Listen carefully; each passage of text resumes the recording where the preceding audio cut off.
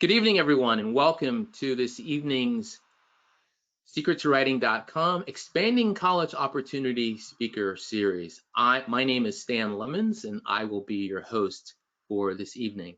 So we have a phenomenal, fantastic webinar panel discussion for you this evening. Tonight's webinar is titled, Choosing a College, What's the Value of Attending an HBCU? So let me just start by sharing a couple of disclaimers. Number one, when I am thinking about the title for this evening's webinar, and I asked the question, choosing a college, what's the value of attending an HBCU? That is not from the standpoint of as I say, a deficit standpoint, but rather if I put on my business school hat, which is at one point I attended business school, we talked about value propositions ad infinitum. It was something that we did when we think about or would talk about how does one organization compete. And so that is the spirit behind the title. The second disclaimer is that tonight's webinar is about HBCUs, and we're talking about the category of HBCUs, but certainly each school that fits within that category has its own culture, its own people, its own students, and so there is a uniqueness and special atmosphere and environment that goes with each school. And then finally, I do attend an HBCU now, and so yes, I'm a little bit biased, but I do want to share that with you. With all that said, I'd really like to turn now to the panel, and we'll be with you for about an hour. This evening, I am really thrilled to have three panelists. You might see two on your screen, but the third is with us via audio. We're still trying to work out some technical matters there, but her voice and her thoughts will be with us. And so if the visual happens, then that will be all for the better. That being said, our first guest, and I will just allow them really to introduce themselves, but we have with us Mr. Lamar Octavius Scott, and he is representing Wilberforce University. Dr. Charlene James Piper is with us, and she is representing Texas Southern University, and Dr. James Piper is joining us via audio at the moment. And then finally, we have Ms. Chanel Quick, who is representing North Carolina Agricultural and Technical State University, AKA North Carolina A&T State University. So with that being said, I am just going to start our panel. And as I said to them, I like these to be these discussions to be informal, and I like to treat them as a fireside chat. And they will speak, and then I may come back and press them on whatever they're saying, and then we'll kind of see where it goes. My first question for each of the panelists is as follows. Please take 2 to 3 minutes to introduce yourself, and in doing so, please share your fondest memory of your time as a college student. Ms. Quick, let's start with you.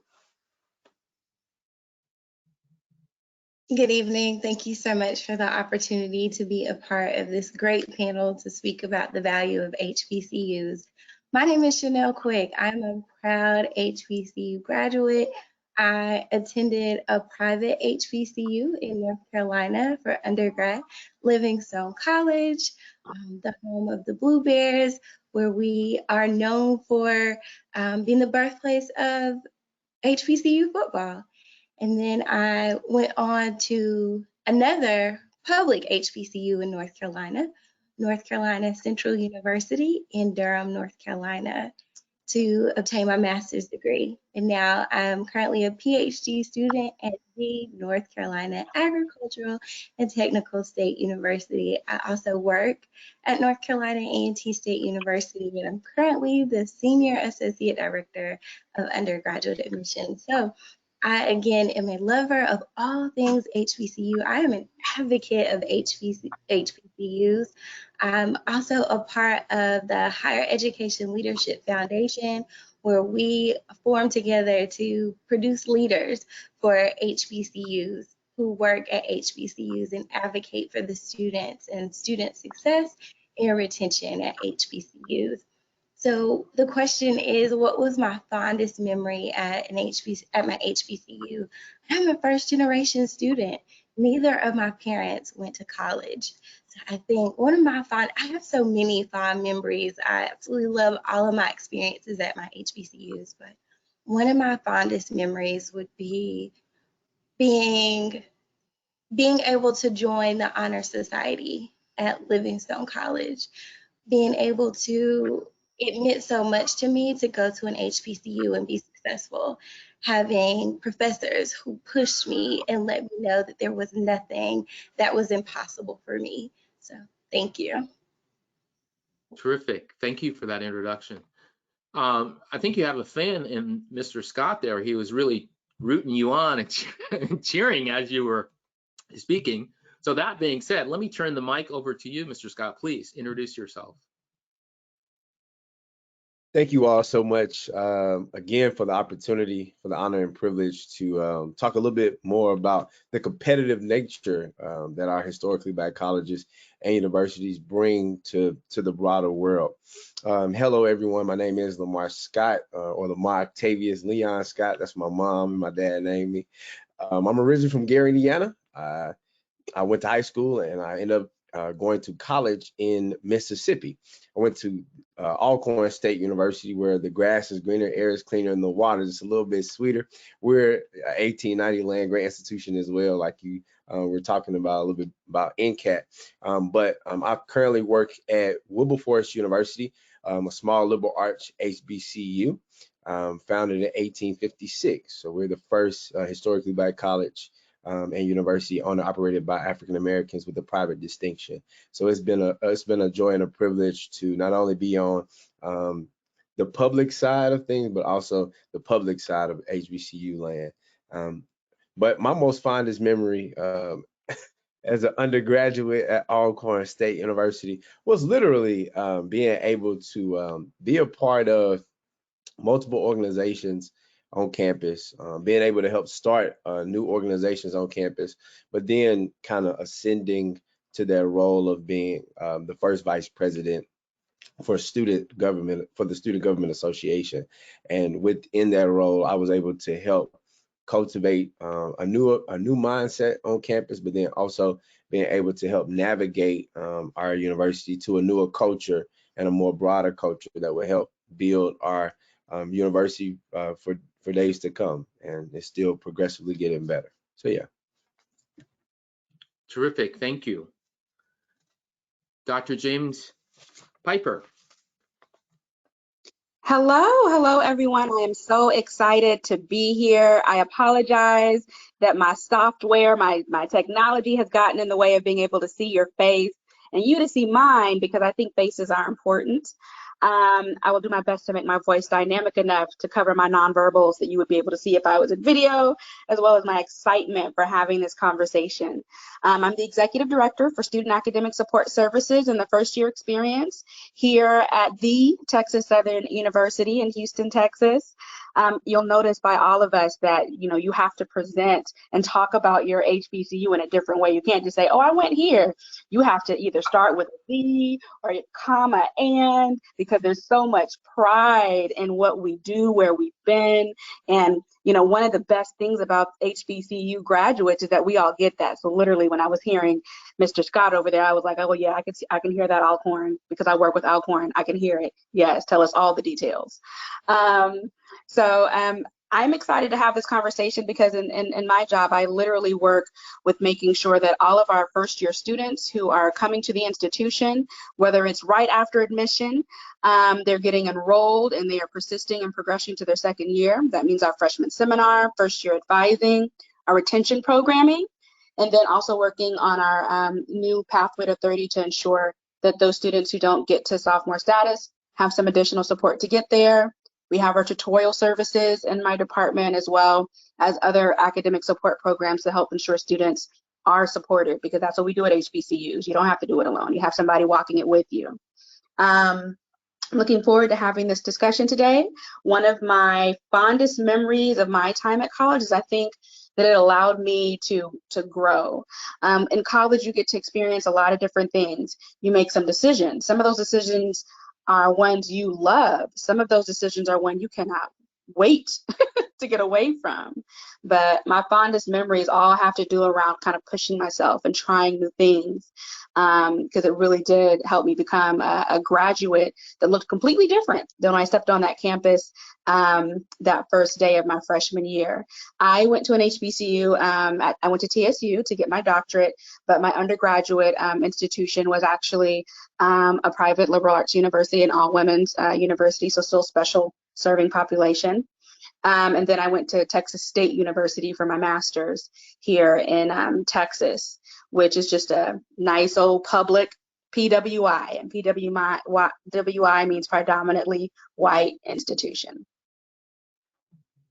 Thank you for that introduction. Now I feel guilty. I don't think I repped my HBCU, TSU, in the way that I should have. However, Dr. James Piper sort of pulled in the slack for me, and you did a fantastic job with that. So thank you for representing. Let me ask the question. It's who attends HBCUs? In other words, what is the demographic profile of students who attend today's HBCU? And I'll open it up to the panel to chime in. If my peers are okay, I can jump in here and then we can kind of, volley back and forth.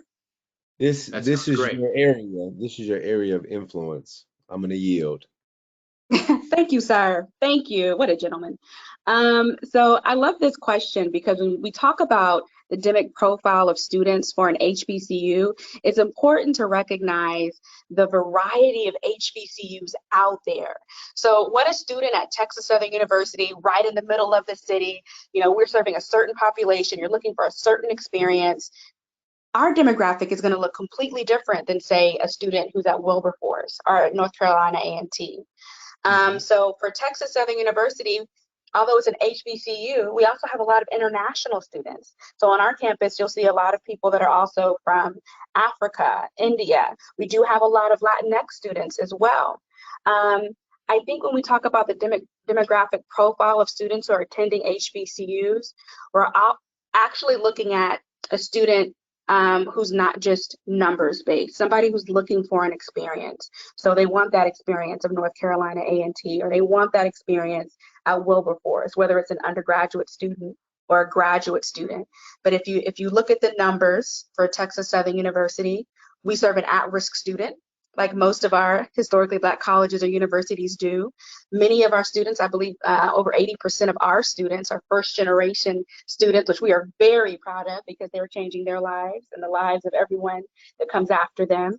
So our students tend to be Pell eligible students who are graduating at Texas Southern University within 4 to 6 years.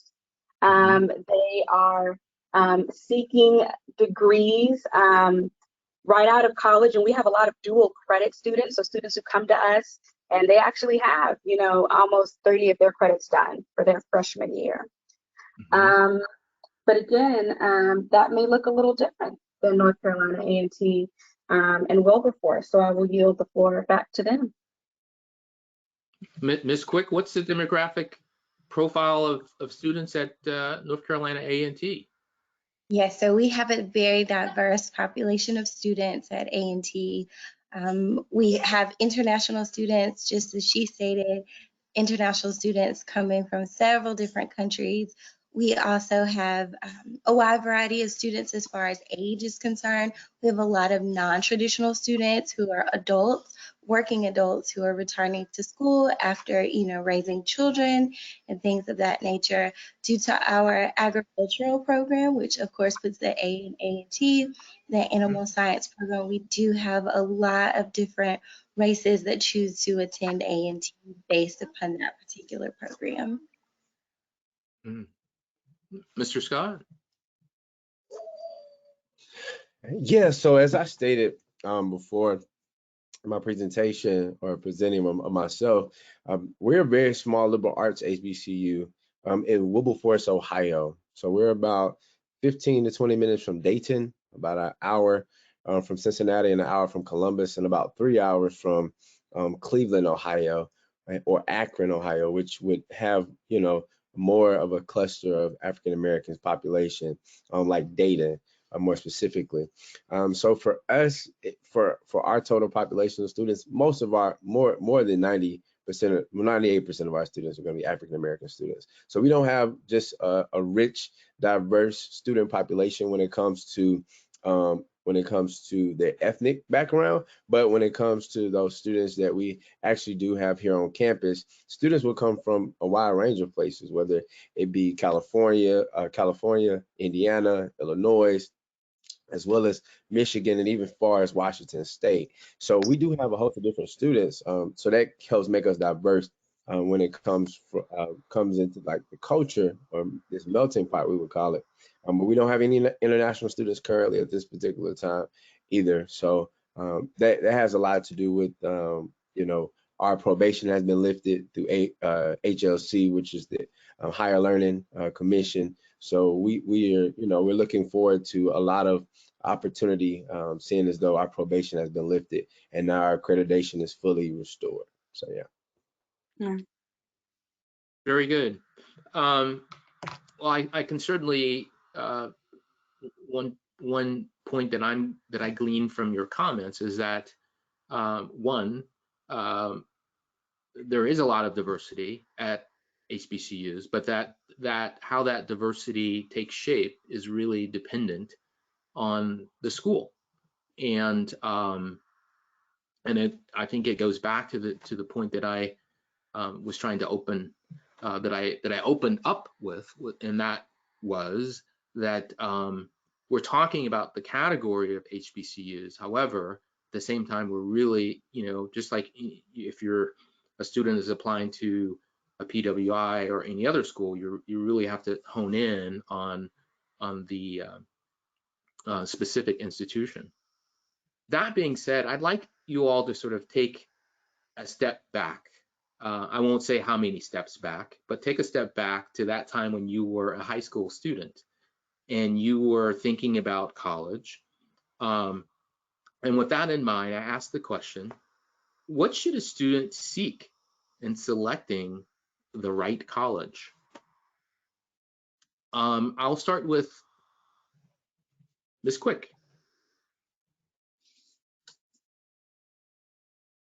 Yeah, so from my personal experience, cost was at the top of the list for me. I knew as a first generation student, my parents could not afford to send me to college, and I wanted to make sure that upon graduation, I did not have a lot of debt. So I did take into account affordability. That was important to me. Also, I saw another aspect was class sizes. I knew that I was coming from a small town. My particular town only had one high school. So I was coming from a very, very small town. So I wanted to make sure that I was in a nurturing environment where my professors would know me by name and they would know me as a student. And so class size was also important. So yes, I was also seeking that nurturing environment, and that was important as well. So the college tour was important to me when I was in high school. I made sure that I toured the college because I wanted to see the environment. I wanted to see what it looked like during the week, also what it looked like on the weekend, and also having the ability, as I stated before, class sizes to sit in on physical class. What do these classes look like? How are students interacting with each other as well as professors? Mhm. Dr. James Piper, what should a student seek in selecting the right college? Or in other words, a college that's a good fit for that student? I'm going to piggyback. She's hit it right on the head. Because I literally wrote it down when I was preparing. So the first thing is cost. Cost does matter, right? Especially depending on whether or not you're going to have some help, whether you're dependent on financial aid. And so looking at the cost of attending an in-state versus an out-of-state institution, going to that institution and looking at their scholarship programs, their grants. And what you want to be looking for is scholarship and grant programs that aren't necessarily connected with academic performance, right? And asking about whether those scholarship or grant programs are just for that one first year, or if that's something that's recurring. That experience, like she said, is so important. What is the experience you want to have? What is important to you? You know, a Wilberforce looks different than a North Carolina A&T or even a Texas Southern University. But what is the experience you seek? I knew for a fact that I wanted a small school. So on my undergraduate list, I had something that's what I wanted. I wanted those small class sizes. I wanted it to feel very intimate, like everybody was about me. So that was important. You also need to be thinking about how you can be successful. It's about being honest with yourself. Parents, grandparents, aunts, uncles, whomever is on the line. It is about saying, can my student be successful at a huge institution like a Texas Southern University? Or do they need to be in a smaller environment because they need to have some more focus? They're not necessarily ready to be let loose in the city. Having those important conversations about what you need to be successful, to set yourself up for success in that college environment is important. Trust and believe. The turn up will be real wherever you go. We're all doing college for the first time. You want to be someplace where you know on your worst day, you can be your best self.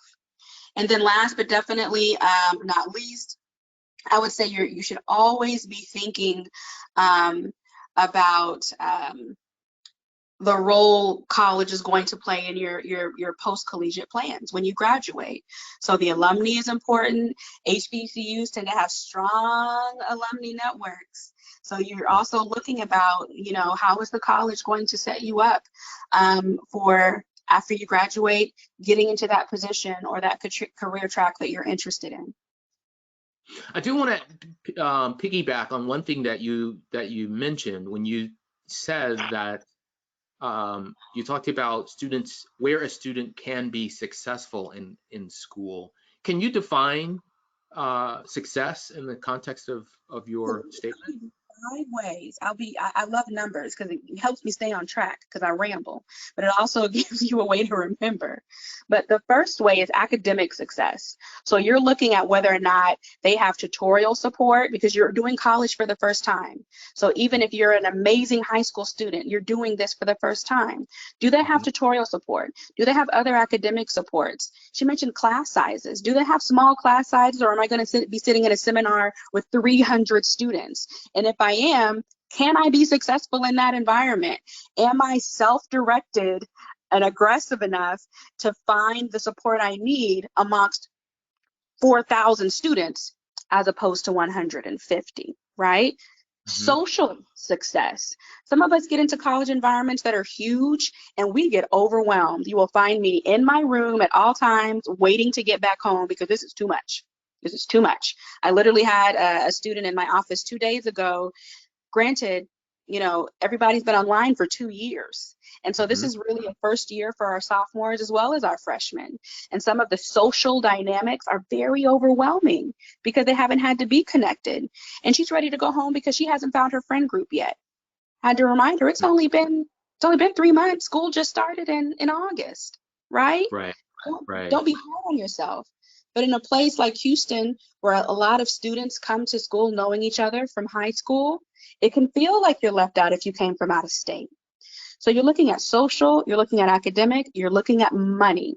Can you be successful here? If you know that you make a certain amount of money, and you might not be getting the financial aid you need to go to an out-of-state institution, and you're not going to have any personal help, you may not be successful at that institution if you're trying to figure out semester to semester how you're going to pay that balance so that you can pay for your classes, right? Mhm. So those are things you want to think about, you know, especially if you're not going to get a scholarship, or that scholarship is not a scholarship that you think you're going to be able to maintain. Having a 3.0 in high school is very different than maintaining a 3.0 in college. Okay. Mhm. So we have academic, we have social, we have financial, and then there's the organizational part of it too. They both talked about joining organizations, leadership, getting involved. And so is that someplace you can be successful? Are there things you're interested in?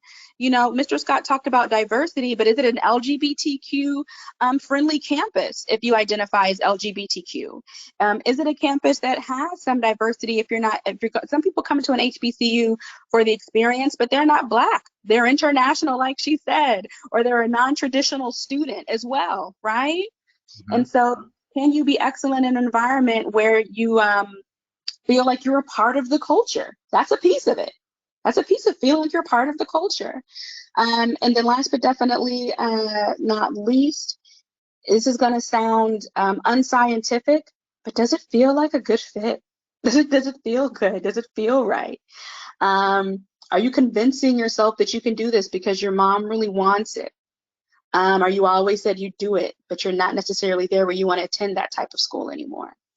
I hope that answered the question or clarified it well.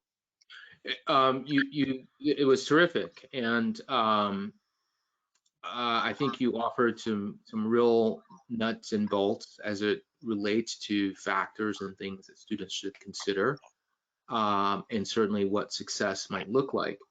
At the same time, a number of students, and I won't sort of take myself out of this category because I've looked at this as well.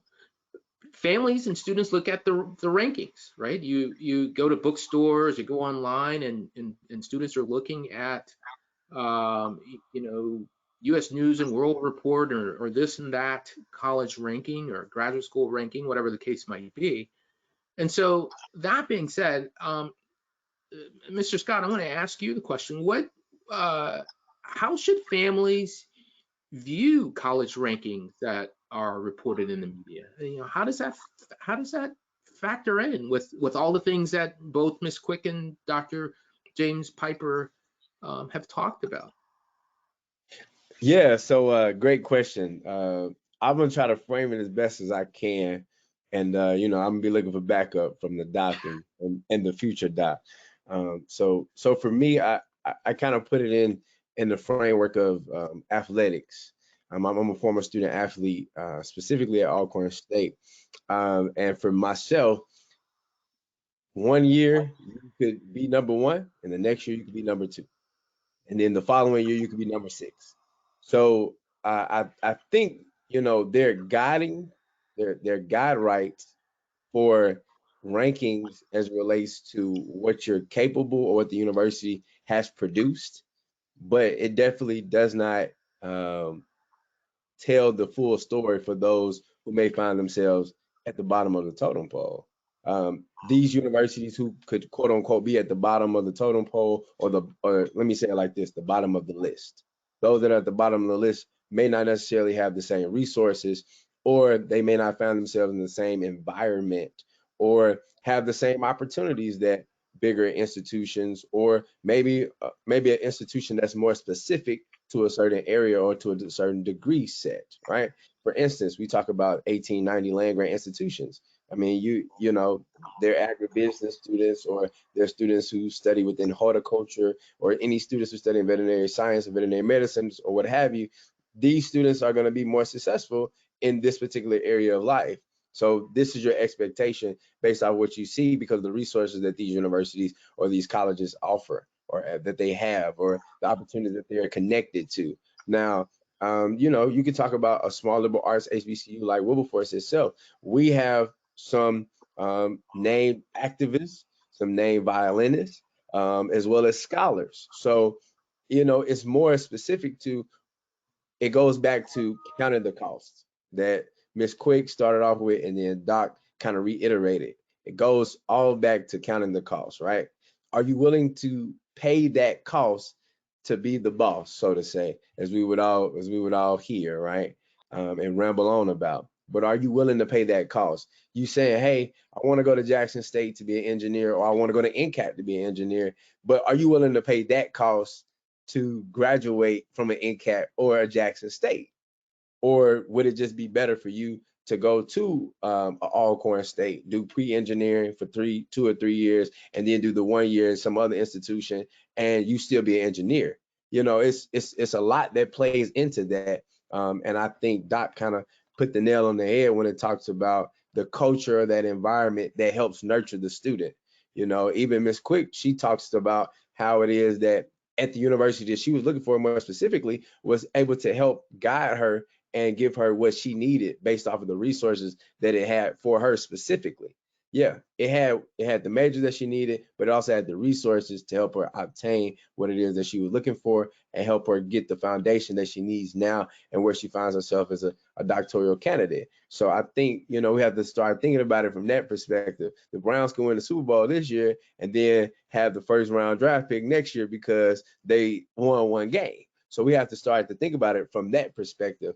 And all these, you know, all these football teams have major amounts of money, you know, all these great things. They have great people behind them. They have, you know, great fan base, all that, great alumni support, all these things. But at the end of the day, you know, from year to year, things change. But then also, it's more specific to what that student is looking for and what that student is willing to give to get out of that college or their educational experience that they're finding themselves trying to get into. So Thank you, Mr. Scott, for that feedback. Ms. Quick, how should families view college ranking? Hold on, really quick. I wanted to jump in here. Oh, Do you mind, quick? Do you mind? Because I was trying to hold it, but I just couldn't. Is that all right? It's okay with me. Please. Yes, go ahead. Mr. Scott laid some information on y'all, and I want to make sure you heard him. You would not use a yardstick to measure centimeters or inches. These are two different models. So if you're looking at the top 100, look at what they're measuring on and look at the resources. Those schools have endowments. They have private donors. There's a whole range of money that's associated with their ability to put themselves on that list. I'm going to say that again. Put themselves on that list in a way that if you have reduced resources and a broader student body that is at risk, right? Mm-hmm. Meaning they come in with not as much, they have more financial need. They may come in and have more support, tutorial needs, depending on where they came from. So your money goes different places. Your alumni money goes different places. And I want to make sure you understand that there's a reason that Wilberforce, North Carolina A&T, and Texas Southern University look very different as HBCUs. We are mission focused. That means when our institutional bodies came together, we came together to serve the population we exist in. We serve a community of students. And so what that means is we adjust to you. That's why they always talk about that family environment, right? We adjust to you. We adjust to where you are. We don't expect you to come in and be the brand of whatever, you know, the Big 10 schools are and find other ways to divert our money if you're not doing what you need to do academically. And so just make sure when you're looking at those lists that you recognize that measure fairly, do your research. Those lists are not an end game. Sorry, Ms. Quick. Thank you, Mr. Scott, for allowing me to piggyback on top of you. I just must, I mean, Mr. Scott is just, his actions, his his gesticulation is This is church for me. This is church for me. it's church for you. So if you saw me smiling, it was because of it's not only the wisdom of Dr. James Piper, but Mr. Scott is truly sort of supporting and with you, as we all are. That being said, Ms. Quick, would you like to add anything that I don't know what, I mean, Dr. James Piper just kind of hit the nail. She just took a sledgehammer and just beat it in there, hit it on the head, but You please. should go ahead and confirm Dr. Quick's degree right now. I feel like they both answered the question perfectly. I would say take those rankings with a grain of salt. My undergraduate college will never be on that list, but that college made me, and it is dear to my heart, and it is an amazing institution. And as she stated, my undergraduate institution just doesn't have the resources that a lot of the colleges that are on that list have. So they did an amazing job with that question. Terrific. You know, somewhat of what I would describe as perhaps the headline question for this evening's event. I will ask it, and it's sort of two parts. Let's talk about the first part. What are the benefits of attending an HBCU? I'm going to start this time with Dr. James Piper, and then we will go to Ms. Quick and then Mr. Scott. I'll be quick because I really do want to yield more time to Dr. Quick. We're going to speak that into existence. And Mr. Scott, you know, we all know about the benefits when we talk about the culture, you know, that swag, the benefit of going to an institution that feels like a family where you're surrounded by people that look like you, faculty members, staff, all of that is really important. And I think a part of the popular narrative. Here's what I don't think is as popular that is a benefit of attending an HBCU. You are not a number. You are a person with your own skill set, with your own strengths, your own weaknesses, your own concerns about college, your own level of preparation. And when you go to an HBCU, I don't care where you go, they are mission focused. And in many HBCU missions, you will find that that means that they are student focused. They are working with you in a way that allows for you to feel like you are seen. You are seen and you are heard, and there is a place for you. In many ways, Mr. Scott mentioned all of the alumni, alumni that they have, and so did Dr. Quick. But you have a lot of alumni that come from HBCUs who are doing magnificent things. The ones you hear about, and there's a lot of them that you don't. TSU graduates the most Blacks in 4-degree areas, including aviation, pharmacy, and I can't remember our other two. One is in science, though. And people don't know that. But you want to know why we graduate the most? Because we enroll the most. We take chances on students who might have needed some time to figure it out. We take chances on students who get their freshman year and it's too much and they go crazy, and then they need somebody to sit them down and be like, look, okay, we're not going to do this. We are not going to watch you fail at an HBCU. That is a fact. You go other places and you get caught up in the system, and they don't have the same type of hands-on attention that you're going to find at an HBCU. And to me, that is the biggest benefit of being at an HBCU. Culture, swag, all of that is amazing. But at the end of the day, you start college to graduate. And to do that, you need people that are going to see you and work with who you are wherever you are on that journey. Terrific. Ms. Quick?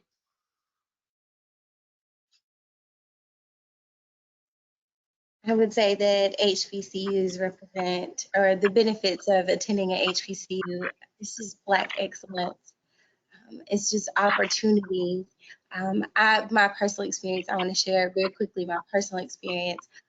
I was at my HBCU undergrad, and something happened back home. And as the oldest child, I said, I got to go home. I got to take care of home.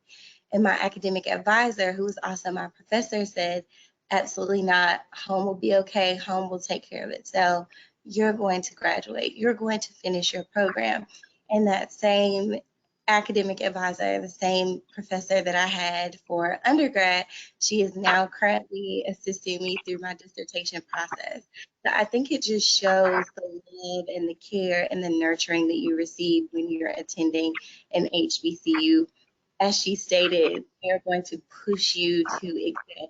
My professors acted like my success, their lives depended on my success. That's how they treated me. And that meant so much to me, and I will never forget that they just acted like they needed me to succeed. If I didn't succeed, they weren't going to succeed. And so that meant so much to me. And I think that is the benefit of attending an HBCU, that they are going to push you to excel. And no matter where you come from, no matter your background, if you're a first generation student like me, or you don't have the support and resources to be successful, at an HBCU, you are going to receive the tools and resources that you need to be successful. They're going to give you things that you didn't even know you needed.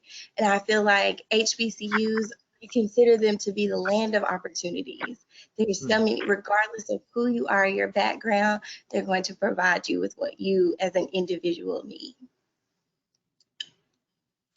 I love your story, and I must say I've heard similar stories from other people. Even I will forgive me, Mr. Scott. Let me just interject here and say, my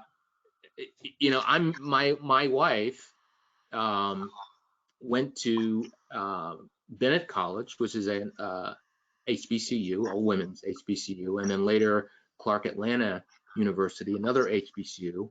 And I tell you, she and I did not go to an undergraduate school that was an HBCU, but she did, and she would often share with me how her professors would just, like, at one point she was a great student, and I think she started to slip, which meant for her getting B's, and one of her professors sort of pulled her aside and was just like, Janine, like, what's going on, like, what's happening, and really wanted to know what was taking place and wanted to help. And I just, hearing your story and hearing my wife's story, I can just really, what you just said really echoes and really made me think about the experience. And so anyway, I could go on and on with that, but thank you for sharing your personal story there. And I think the personal stories is what really helps students to really understand and appreciate the value of an HBCU. That being said, Mr. Scott. I was saying when you said doctor and then you said Mr. Scott, I said it's on the way. It's already on the way. All right. I'm gonna be like Dr. James Piper, let's speak that into existence. But I need some of that love directed toward me, because I'm working on my doctor right now. So we all in this together. We're all in this together. Come on today. All right. So no, seriously, for myself, I have a similar story to Miss Quick, or Dr. Quick, I apologize. So and with that, literally, Alcorn demanded of me to develop me. It demanded that I get out of myself and that I would grow so I could be somebody else. And by that I mean this. When we get to these universities, whether you go to a PWI or HBCU, you'll find yourself growing into the culture that you are pressed into. Most of the time at the PWIs, there's a culture set and you're willing to stay with the culture and just move with it. At HBCUs, our culture changes just a little bit, because as African Americans, we have our own rhythm. And because we have our own rhythm, there's a different way we do things every few years or so. So there's a different way we sway, there's a different way we walk, and there's a different way we talk, and a different way we move and have our own being. So with that, it starts to mold students to become more than they've ever become or more than they ever thought they would be, right? For instance, perfect example, myself. I started off at Alcorn State. I went on a football scholarship. I tore my shoulder up. I ended up just running track while I was there. So I started off as a two sport athlete, great things, what have you. But like Doc was out, what Doc was saying, many of us find ourselves in that situation where we have to make a decision, right? Can we financially support this, afford this, or are we going to just leave? I had people in person that really rallied around me to say, you will not leave, you will live, you will not die, right? You will literally stand up and you will pull yourself up by your own bootstraps, and we'll give you support to stand, but then we'll also give you the push to keep walking. And for me, that's all I needed. And that community at Alcorn is the same community that I look to now. I'm currently getting ready to get on a call with them later, as soon as we get shut down here, because it's a community, it's the camaraderie, it's the family for me that made me who I am today. You know, graduating from Alcorn State, you know, it's an HBCU that not everybody knows about, but it's an HBCU that builds character, and we're all about knowledge and character. That's what matters, and that's our slogan at Alcorn. So for me, that was my start, and now looking at where I'm about to finish because of my foundation, you know. And that's for me what HBCUs give and bring to the table when it comes to a benefit. They bring you out of you, and they make you a better you than you ever been. So yeah. Very, very good. As time is sort of slipping away here, I do want to ask you a few more questions. So I asked you the benefits of attending an HBCU. And I will just open this up to the panel. Can you all share any downsides or drawbacks to attending an HBCU? Yeah, sure. Oh, my bad. Go ahead, Doc. Go ahead, Doc.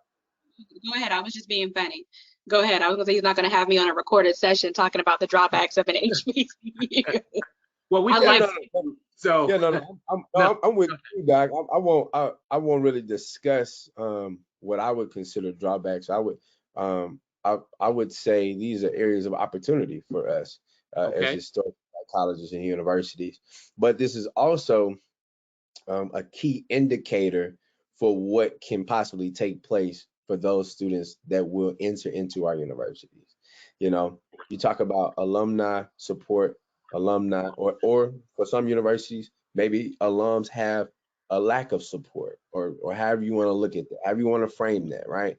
But there's some opportunities for us as historically black colleges to build more relationships, to build more partnerships, right? But we've already done an excellent job up until now doing what we have done in the midst of an environment that never wanted to see us flourish, in the midst of a culture that never wanted to see us change, in the midst of a situation and circumstances that never wanted to see us anywhere better than standing near a septic tank. So what I would say is what you'll find at our historically black colleges is just a lot of opportunity zones. Yeah, you can say this is going on. We may have a hiccup in housing. You got a hiccup in our student profile based off of the kind of students that we bring into the university. So, but these are opportunity zones, because just like you say, well, your university is an open an open enrollment institution, meaning that you'll bring any student in, whether they have a 0.9 GPA, which I just saw today. And another university actually admitted a student with a 0.9 GPA, right, from high school.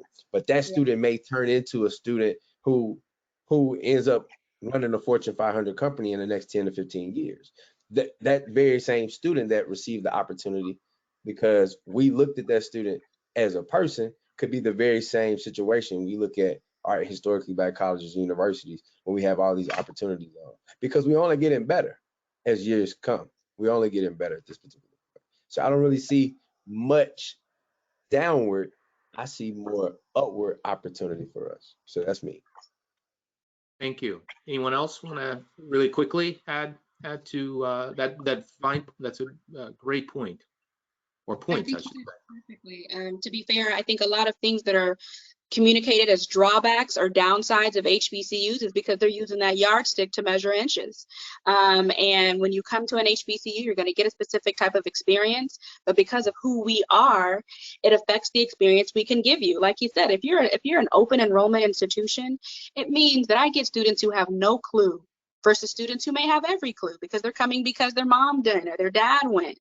And so we have to serve both. That may mean a longer line. That may mean a few less emails, or you don't get an automated text bot every 3 days because our energy has to go elsewhere. So it's lots of opportunity, but I just think that it helps to focus on why the HBCU, where HBCUs are pouring their energy, and look at an HBCU, to his point, that is looking to grow in that area, that is getting new donors, that is building additional housing, that is showing some growth. Thank you. With that said, I want to switch gears a minute, and I'll direct this question or start with Ms. Quick. Ms. Quick is in admissions, Mr. Scott's in admissions, Dr. James Piper is in sort of the academic first year experience role. Let's turn our attention to middle school, high school students, and sort of helping them on their journey to get to college. Ms. Quick, can you share some advice to middle school students, high school students, and their parents about how to best prepare to enter college? Yes, I say research, research, research. Make sure that you're aware of what the different colleges that you're interested in may require. I know for A&T, we're in North Carolina, and we have our admissions requirements that are governed by our UNC system. But we have a lot of students who are interested in us from out of state, but they don't always meet our admissions requirements because they don't research us until about 11th grade, maybe 12th grade. And so again, research, know the college requirements, make sure that you are doing the best that you can academically. Oftentimes, students wait until that senior year, sometimes that junior year, to try to do a turnaround, but make sure that you start off, even in middle school, preparing yourself for college, doing well academically. I say take into consideration whether or not you want to take college credits while you're in high school. Nowadays, we have a lot of high school students who are taking dual enrollment credits while they're in high school, so that when they're coming to college, sometimes they're coming to us as a sophomore and sometimes even as a junior. Also consider whether or not you want to take AP courses, and research your college that you're interested in to see if they accept those AP courses. And if so, what test score do they require? So again, just research, research, research. Keep an open mind when it comes to universities as well, whether they be in-state or out-of-state, whether they be private HBCUs or public HBCUs, whether small HBCUs or large HBCUs. Just do your research. Mr. Scott, and then Dr. James Piper. Same question. How can No. So for me, I would say don't fall into the trap of being cool and not doing the work. I'm a prime example of somebody who did not read on a 12th grade level or even a college freshman level when I got to Alcorn State. So when I got to Alcorn, I had to struggle for a little while. You see what I'm saying? And I would just say students just continue to read, and as Dr. Quick said, continue to research and just continue to render your mind to the opportunities that HBCUs can expose you to. Like she said, whether that be a private, public, small, or even a large, I would just say continue to read, continue to research, and continue to render your mind to the opportunities that HBCUs can expose you to. So yeah. Dr. James Piper, and when, in your comments, Dr. James Piper, in answering that question, can you not only speak to sort of what students can do to get to school, but you're seeing students once they're there, and you're helping them to acclimate and ultimately to work to retain them and move them along towards graduation. So in your feedback, can you please speak to sort of both sides of that coin? I'd love to, and I think the soon-to-be Dr. Quick and the future Dr. Scott did a good job in actually telling them some of the things. The first thing they can do is start practicing successful strategies now. You don't get to college and then you're like, okay, now I'll be successful. Now I know what it's like not to procrastinate. Now I know, now I'm going to be, real serious about being organized. And now I'm not going to pick up that call at 2 a.m. in the morning because I know I should be doing something else. Start practicing successful strategies now. Get into the habit of doing these things so that when you get to college, it doesn't feel like it's not a habit.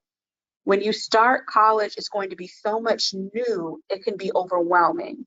So adding on top of that you need to learn new skills to be successful, you're not setting yourself up for a win. You also want to be honest with yourself. There is nothing wrong with admitting that you are not a strong reader. Here's the real tea. We know that. So we have programs and support, but you have to ask for them. You have to communicate that you need them. You have to respond to an advisor who says, hey, do you want some support in this area? So start working on getting that chip off your shoulder about the fact that you need help in certain areas, and recognize that acknowledging your strengths and weaknesses is a sign of strength, because it means you can adjust to prepare and support those weaknesses. Okay? Know what your strengths are? I hate reading. I'm not good at it. Great. Let's talk about that. I'm horrible at math. It's literally my first interview question for anybody who's, we have a conditional admissions program for students that aren't on track to be admitted to college. And my questions are all around that. What are you not really good at doing that we need to support you with? And you can always tell the students who put some thought into knowing what they struggle with. I procrastinate. That's fine. Let's talk about it. Third, prep your family and friends. I see more students. Dr. Quick talked to you about having to go home and deal with some issues or wanting to go home. We see more students who are coming to college and they have real responsibilities at home. So they're coming to college, but they might have been a caretaker at home. They might have been a real support for their mother when it came to their siblings or even paying bills at home. And so you want to talk with your family. You want to talk with your friends about this new responsibility that you're taking on and what that means. It means you may not be able to work all of those jobs and help with the family income like you used to. It means you may have to, even though you may feel bad about it, having a conversation about needing to take this, be selfish with your time. You can't bring everybody with you. You're doing this alone. And sometimes you have to prepare them for how different your relationship dynamics may be. And that's okay, because it'll make you more successful because it prepares them and it prepares you. And last, but definitely not least, I literally wrote it in all caps under this question. Exactly what Dr. Scott told you, read. I don't care what you read. I don't care what you read. It could be a magazine, it could be a post, it could be a long Instagram post on the Shade Room. I don't care.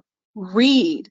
I need you to read, because once you get into college, we're expecting you to be able to have some level of reading comprehension. And what I found and what the studies show is that if you're interested in what you're reading, you're more likely to read and develop those comprehension skills. You're not going to pick them up reading 3 chapters in one night about photosynthesis, but you can start doing it, making a practice now to read and get comfortable with that. The last thing I would say when it comes to what they should be doing now, I see a lot of students who stop out either in the middle of their freshman year, at the end of their freshman year, because they don't necessarily believe they can do it, and they get overwhelmed by the environment. And so what I always tell you is you can do this. You are in the right place at the right time in the right seat. This is your seat. Don't let anyone take this seat just because you're not on a 12th grade reading level. Don't let anybody take your seat just because you're first generation. This seat belongs to you. And if you have that type of committedness to your ability, even if you don't know how you're going to do it, because you still can't do all these things well, but it helps when you run into situations where you get overwhelmed, or you made an F, or you don't feel comfortable talking with your faculty member because you still don't really know how to have that conversation, or you get lost on your way to class and you're frustrated. All of those things will happen, but don't let it question that you cannot do this. You can. You can. Terrific. I'm actually sort of overwhelmed with that feedback. That's just fantastic. We're just about out of time. I am compelled to ask one final question. I will ask you to each respond within 15 to 30 seconds. My final question to each panelist, and we will go in this order, the future Dr. Quick, Dr. James Piper, and then Mr. Scott. The question is, Vice President Harris is a graduate of an HBCU. If you had an audience with Vice President Harris, or for that matter, with President Biden, what is the one thing you would ask them to do for HBCUs? It's quick. I can't just narrow it down to one. So I would ask for them to provide more money to HBCUs, give more funding so that we can support more students with scholarship opportunities. I would also ask them to, talk to companies about HBCUs that can assist students with job opportunities. That's important. Job placement is important. So talk to companies and have them look at HBCU students for internship and career full-time job opportunities. And that's what I would say. Thank you. Thank you. Dr. James Piper? I want to be at the table.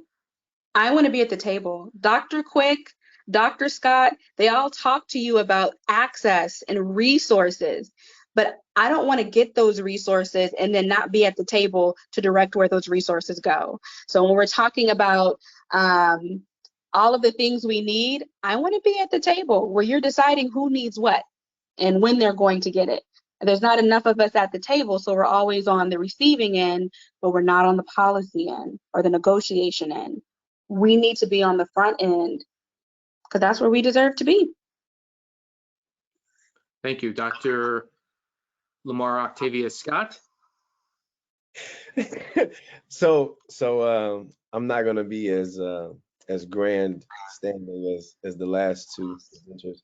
But what I would say is, if they would allow us or afford us more exposure in the lights, as well as more monies within our endowments, but then also a seat at the table, they would find that because we've always been the working class, as we grow, America would grow. So the very moment you would put more into historically black colleges and universities, the better America could become, and the more powerful it could become. Because the very moment you pour into those who have been at the bottom, they'll start to rise to the top.